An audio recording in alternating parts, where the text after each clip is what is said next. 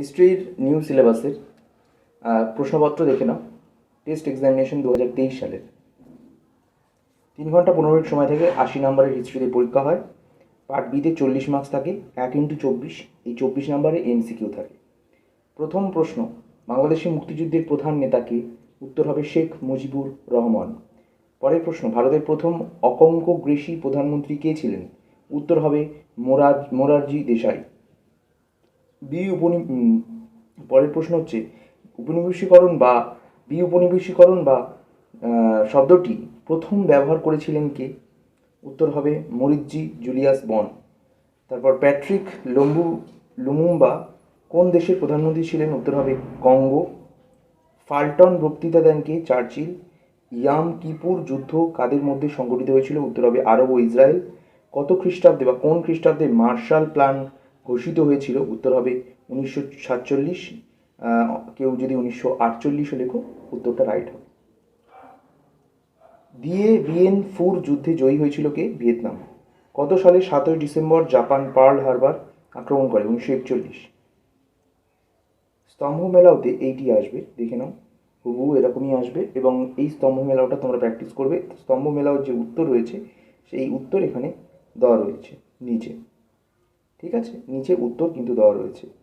এরপর আমরা দ্বিতীয় বিশ্বযুদ্ধ চলাকালীন বাংলায় যে মন্বন্তর হয়েছিল তা হয় কত সালে? 1943।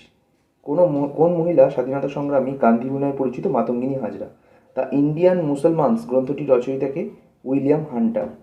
পুনা চুক্তি স্বাক্ষরিত হয়েছিল কত খ্রিস্টাব্দে? 1932 খ্রিস্টাব্দে। তত্ত্বাবধানী পত্রিকার সম্পাদক ছিলেন কে? অক্ষয় কুমার দত্ত। চীনে চৌঠা মে আন্দোলনের নিরিখে জিওগুয়ো স্লোগানের অর্থ ছিল কি? বিদেশিরা দূর হটো। ভিয়েনসানের সন্ধি স্বাক্ষরিত হয় কত খ্রিস্টাব্দে? 1858 খ্রিস্টাব্দে। এই অবশ্যই এটা দেখে নাও, আমরা উত্তরও বলে দিচ্ছি। আত্মীয় সভা প্রতিষ্ঠিত হয় কত সালে? 1815 সালে। রাউতোয়ারি বন্দোবস্ত প্রবর্তিত হয় দক্ষিণ ভারতে। স্তম্ভ আরেকটি রয়েছে, এইটা কিন্তু স্তম্ভ, এবং এই স্তম্ভের উত্তরও কিন্তু এখানে দেখে নাও। স্তম্ভের উত্তরও আমরা এখানে দিয়ে রেখেছি বিকল্পসমূহ হিসাবে। উত্তর এই যে নিচে রয়েছে।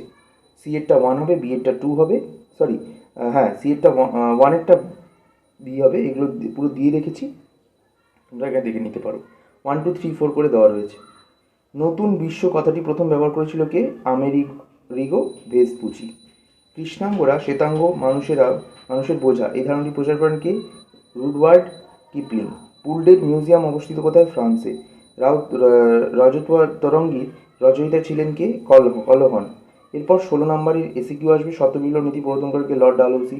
চীনে মুক্ততার নীতি প্রবর্তন করেন কি? আমেরিকার রাষ্ট্র সচিব স্যার জন হে। কাউটাও প্রথা কি? বিদেশিরা চীনা সম্রাটকে নতজানু হয়ে সম্মান জানানোর প্রথা। আর্য সাম্রাজ্যের প্রতিষ্ঠাতাকে? স্বামী দয়ানন্দ সরস্বতী। বক্সার প্রোটোকল কাদের মধ্যে সম্পাদিত হয়? চীন ও 8টি বিদেশ শক্তি। বিধবা আন্দোলনের প্রধান উদ্যোক্তা কে ছিলেন? ঈশ্বরচন্দ্র বিদ্যাসাগর। সিমলা দ্বৈত কি? মুসলিম লীগের নেতৃত্বে 906 খ্রিস্টাব্দে। লিথগো প্রস্তাব কবে ঘোষিত হয়? 1940 খ্রিস্টাব্দে। বুলগানিন কে ছিলেন সোভিয়েত ইউনিয়নের নেতা? এরকমভাবে যে এসএকিউগুলো দিয়েছি স্ক্রিনের উপরে ফুটে উঠছে একে একে, তোমরা এগুলো কিন্তু অবশ্যই টুকে নাও। এগুলো কিন্তু এইবারে পরীক্ষায় উত্তর সহ আমি দিয়ে দিয়েছি। এগুলো টেস্ট পরীক্ষায় 2023-এ এইবারে টেস্ট পরীক্ষায় উচ্চ মাধ্যমিকে আসতে চলেছে। এটা বড় প্রশ্ন।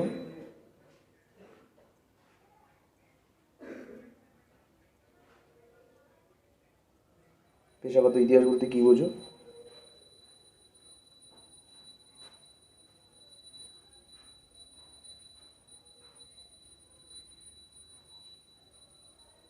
উত্তরও কিন্তু দেখো স্ক্রিনে ফুটে উঠছে।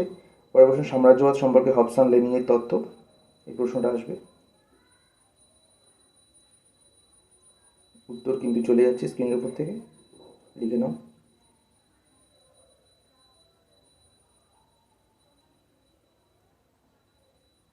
পরের আর একটা প্রশ্ন, ব্রিটিশ শাসনে ভারতে আদিবাসী ও দলিত সম্প্রদায়ের আন্দোলনের বিবরণ দাও, এই প্রশ্নটা পড়বে।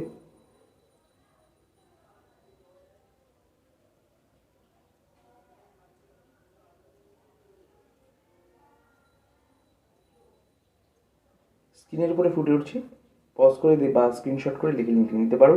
নানকিং সন্ধির শর্তগুলো কী ছিল, কিংবা তোমরা তোমাদের বই দেখেও লিখে নিতে পারো, নোটস দেখেও লিখে নিতে পারো। এই প্রশ্নগুলো কিন্তু খুব গুরুত্বপূর্ণ। নানকিং সন্ধির শর্তাবলী এই যে রয়েছে স্ক্রিনের উপরে উত্তর সহ দেখে নাও। এরপর খণ্ড খতে 1919 সালের ভারত শাসন আইনের বৈশিষ্ট্য ও ত্রুটিগুলি আলোচনা করো। এই প্রশ্নটা খুব গুরুত্বপূর্ণ। এরপর পরবর্তী প্রশ্নটিকে আমরা নজর রাখবো, সেটা হলো 1942 খ্রিস্টাব্দে ভারত ছাড়ো আন্দোলনের সম্পর্কে একটা টিকা, এটা আসবে। এই যে ভারত ছাড়ো আন্দোলন সম্পর্কে টিকার উত্তরও দিয়ে দিয়েছি, স্ক্রিনের উপরে ফুটে উঠছে। ভিডিও বড় হয়ে যাবে বলে আমি তোমাদেরকে এইভাবে দেখাচ্ছি। উত্তর তোমরা নিজেদের বই থেকেও করে নিতে পারো, যেহেতু বড় প্রশ্ন এগুলো। ঠিক আছে, এইগুলো কিন্তু করবে। এছাড়া জোট নিরপেক্ষ আন্দোলনের মূল্যায়ন এটা পড়বে। আর কোরীয় যুদ্ধের ফলাফল ও তাৎপর্য, সার্কের উদ্ভবের প্রেক্ষাপট সম্পর্কে আলোচনা করো, এর উদ্দেশ্য কী ছিল, এগুলো কিন্তু অবশ্যই